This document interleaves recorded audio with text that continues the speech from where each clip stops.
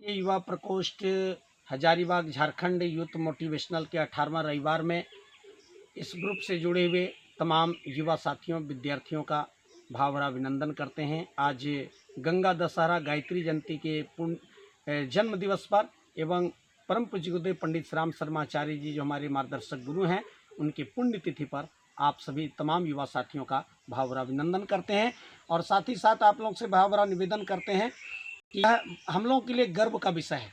यह हिंदुस्तान का अनमोल विरासत है। गंगा पर कई फिल्में बनी, गंगा की फिल्में बहुत लोकप्रिय हुई और आज भी देश दुनिया के करोड़ों लोग कुंभ के अवसर पर और अन्य अवसरों पर विदेश से सैलानियों का जमवाड़ा हमारे देश में गंगा का में डुबकी लगाने के लिए, गंगा का दर्शन करने के लिए, इसके सांस्कृतिक विरासत को समझने के लिए लाते हैं।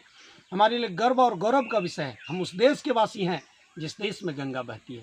लेकिन मित्रों, इसको गंगा दशहरा कहा गया, अर्थात आज गंगा का सिक्के के दो पहलू की तरह गंगा के दो पक्ष हैं। एक पक्ष जो हरिद्वार से कोलकाता तक गंगा जन कल्याण करे और बिना किसी भी भेदभाव के अपने जल का दान करे, और गंगा की जो सूक्ष्म धारा है उसी धारा को गायत्री कहते हैं। गंगा स्वर्ग लोक से आई, भागीरथ ऋषि ने कठोर तप किया, लेकिन गंगा पताल लोक में न चला जाए इसके लिए भगवान शिव ने अपने जटे में धारण किया। कहीं कहीं पर जो प्रतिमा दिखाई पड़ती है कि शिव के जटे से गंगा का अवतरण हो रहा है, तो शिव के जटे से दो धाराएं अवतरित हुई। एक सूक्ष्म धारा, गंगा की जो प्राण है उसी का नाम गायत्री महामंत्र है। गायत्री जो सूक्ष्म धारा है जो सद्बुद्धि का जागरण करती, इसी गायत्री की सूक्ष्म धारा को चमड़ा काटते हुए संत रैदास ने कहा था, मन चंगा तो कठोत में गंगा। अर्थात गंदा मन को यदि गंगा में बदलना चाहते हैं, निर्मल जन सो मोहि पावा, मोहि कपट छल छिद्र न भावा।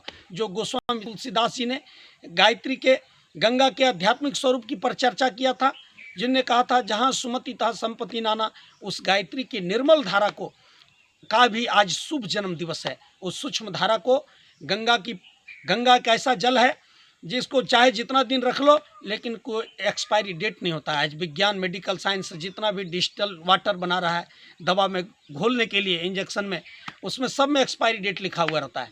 लेकिन गंगा कहते हैं हिमालय में निकलने के कारण बहुत सारी जड़ी बूटियाँ उसमें मिल जाती थी। हिमालय से तो कई दिन नदियाँ निकलती हैं, लेकिन सब में ये क्वालिटी नहीं है।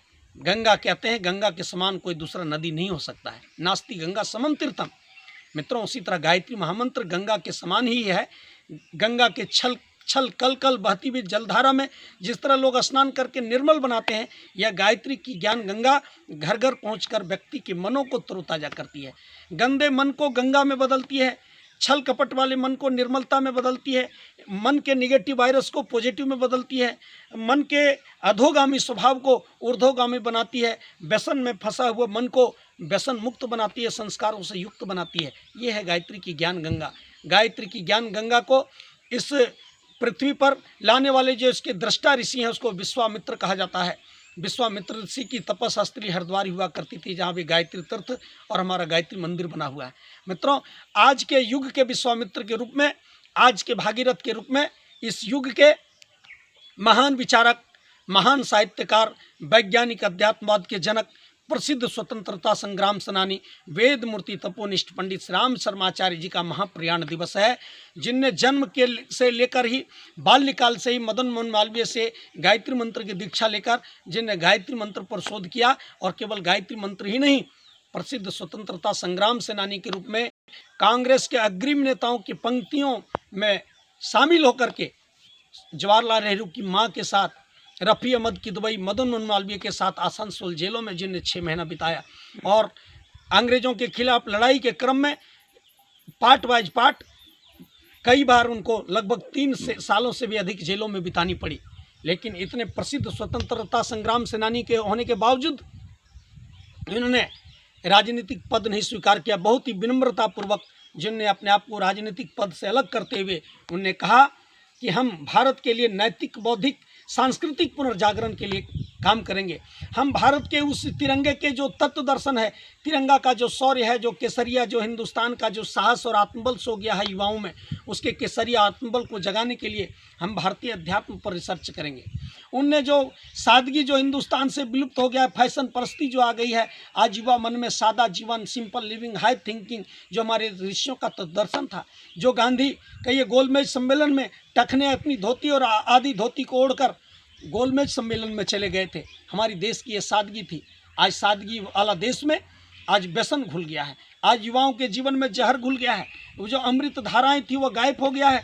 व्यसन की ओर हमारा युवा, फैशन की ओर हमारा युवा अपनी जवानी आई नहीं और बुढ़ापा कैसे आ गया। जवानी जिंदा दिली का नाम था, आज जवानी को खोखला बना रहा है, ड्रग्स के रूप में, शराब के रूप में, अंग्रेजी शराब के रूप में, बियर रम विस्की के रूप में, देसी से शराब के रूप में या विदेशी ब्लेंडर के रूप में ऐसे ऐसे उत्पाद और प्रचार कर रहे हैं आज हमारे रोल मॉडल युवाओं के नशीली वस्तुओं का। हे युवाओं, आपको सिंपल लिविंग की ओर लौटना है तो गायत्री मंत्र की उपासना करनी पड़ेगी।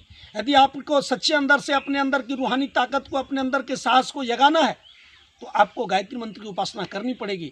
यदि सचमुच अपने बंजर मन को, जिस तरह पर्यावरण आज वृक्षों के अभाव में प्रदूषित हो रहा है, आज पेड़ पर कुल्हाड़ी चल रहा है, उसी तरीके से आज हमारा मन भी बंजर हो गया है, आज हमारा मन भी प्रदूषित हो गया है। इसको फिर से हरा भरा करने के लिए गायत्री मंत्र की उपासना करनी पड़ेगी। और इसके लिए तिरंगे के बीच में जो अशोक चक्र है मित्रों, वह सूर्य की प्रतिमा है, भगवान सूर्य। आज के युवा लोगों का ये विडंबना है कि हम अंधकार को विश्वास है कि अंधेरा है तो टॉर्च लेना चाहिए, लेकिन प्रकाश की परिकल्पना को हम ठुकरा रहे हैं। अगर भाई इस दुनिया में अंधकार है तो प्रकाश का भी अस्तित्व होगा। यदि इस संसार में मृत्यु है तो जन्म का भी अस्तित्व इस दुनिया में होगा। अगर इस संसार में बुराई का साम्राज्य है तो उसी के गर्भ से अच्छाइयों का फिर से जन्म होगा। अगर इस दुनिया में घूप अंधेरी रात है तो सूर्य के महान रोशनी को हम अस्वीकार नहीं कर सकते हैं। यदि इस दुनिया में फूल का अस्तित्व, कांटे का अस्तित्व है तो फूल भी उसी से निकलते हैं। यदि मित्रों इस दुनिया में जहर है तो अमृत भी उसी से निकलेगा। इसलिए हे युवाओं, यह केसरिया चक्र कह रहा है कि हमारी गति रुकनी नहीं चाहिए। संसार का दूसरा नाम है, गीता में संसार का एक दूसरा अर्थ है गति, परिवर्तन। सेल का परिवर्तन होता है, करोड़ों जीवाणु हमारे अंदर जो सेल है उसमें परिवर्तित हो जाते हैं। हम जब जन्म लिया अभी तक कितना कुछ हमारे सामने बदल चुका है। अभी जो जलधारा में हाथ डाले नदी के किनारे, वो ना जाने कई किलोमीटर आगे तक बढ़ चुका है। सुबह जो हम एक सांस को छोड़ रहे हैं, दूसरा फिर नया ले रहे हैं। प्रकृति के सेल का परिवर्तन हो रहा है। बसंत बहार आने के पहले पूरा पतझड़ छा गया था और अभी चारों तरफ ये प्रकृति का, ये कहिए कि हरा भरा जंगल पूरी हरियाली से लदी हुई है। वो कहिए पतझड़ के समय में वीरान लग रहा था। कोई अंधविश्वासी व्यक्ति होता तो कहता अब इसमें पत्ते नहीं आने वाले, लेकिन प्रकृति का नियम है कि उजाड़ के फिर से बसंत बहार आते हैं। नव शिशु को पाने के पहले माँ पीड़ा पाती है और बसंत और बहार आने के पहले पतझड़ छा जाती है। पुराने भवन के लिए, नए भवन के लिए पुराने खंडहर ढाए जाते हैं और खंडहर की छाती पर नए भवन उगाए जाते हैं। ये दुनिया का नियम है मित्रों।